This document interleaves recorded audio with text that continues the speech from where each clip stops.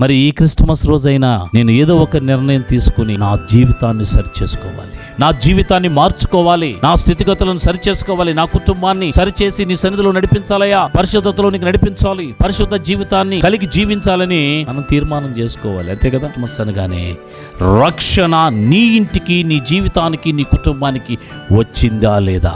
ఏదో సంవత్సరమునకు ఒక్కసారి యేసుక్రీస్తు ప్రభు యొక్క జననాన్ని జ్ఞాపకం చేసుకుంటూ వెళ్ళిపోతున్నావు. ఎన్ని సంవత్సరాలు నువ్వు యేసుక్రీస్తు ప్రభు యొక్క జననాన్ని ఆయన సంతోషం కొరకు జరుపుతున్నావు. యేసుక్రీస్తు ప్రభు ఆయన సంతోషంగా ఉండాలని, ఆయన ఆనందంగా ఉండాలని ఆయన సంతోషించేది ఎప్పుడో తెలుసా?